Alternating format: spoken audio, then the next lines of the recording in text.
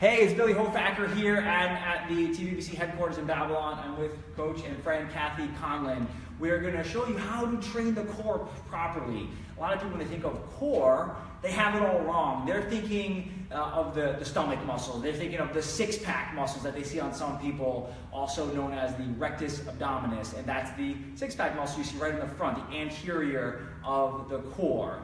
The core is actually much more than that. The core is a whole bunch of muscles, including those, but also including the obliques, including the hips, including the glutes, some of the muscles in the back, all the way up to the shoulders, and how those muscles interrelate with each other.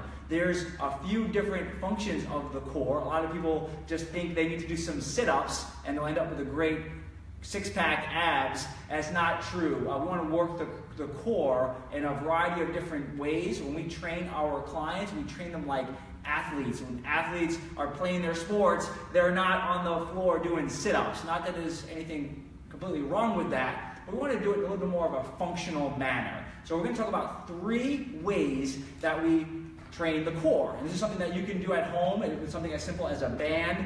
You can also use some other tools like medicine balls.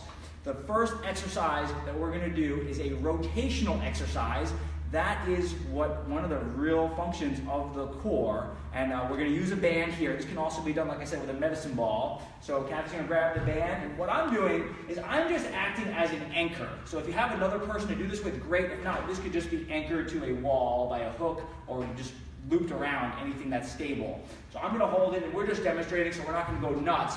But the more I step back, the more resistance she has. I'm going to stand nice and close now just to demonstrate. So what she's going to do is she's going to start with that band just like how she has with those fingers interlocked. The starting position is going to be either down by her hip, sort of where it is, or it could be a little bit higher. Either way is fine. And we'll do it from the hip. And what she's going to do is she's just going to rotate through, and boom. That's a little bit of slow motion. Let's do a few slow. Yeah, let's do a few slow. Here we go. Good. Again, good. And then as we get comfortable, and there's a rhythm that has to occur, she's going to put a little bit of speed on it. That's how it should look. Boom. Good. Good. Perfect. Excellent. So that's the rotational exercise. She can do the same thing like I was saying with the ball. But a couple of things to point out. If you notice when she did that, her hip was turning. She wasn't just rotating at her spine like this. Very common mistake is just going like this. And that might not be the safest thing to do. The second exercise is sort of the opposite. It's called anti-rotation. That's another function of the core, is to stabilize your body when there's movement and it wants to turn. So she's going to take a half-kneeling position, and if you notice, her outside leg is up from where the band is, and I'm again acting as an anchor. This can easily just be attached to a hook or a wall or looped around something, and this is called a half-kneeling anti-rotational press. Sounds crazy, but all she's really doing is she's stabilizing with her core the band, which is pulling her this way. So it wants to go this way. She's using those muscles in her core so that she doesn't rotate. That's why it's called anti-rotation. So I'm giving her a little resistance, and she's going to slowly press that band out. We'll do a couple times.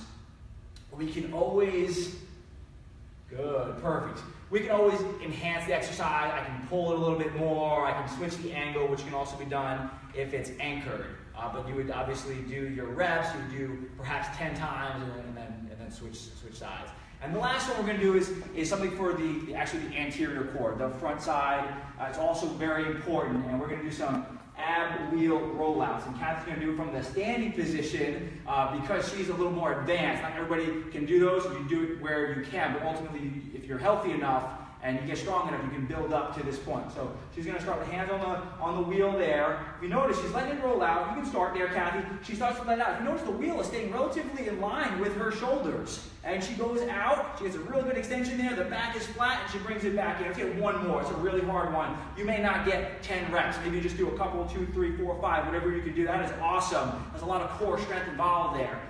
We can definitely regress this a little bit by taking it down to the knees. We'll do a couple like that. Couple of points. If you can come around just a little bit to show the side angle. If you notice, especially on the next one here, I want you to see her back position.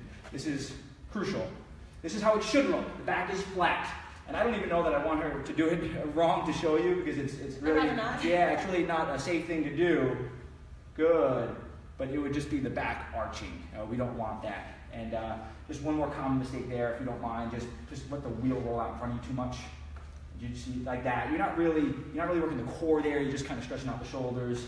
Yeah, so you want to keep it in line.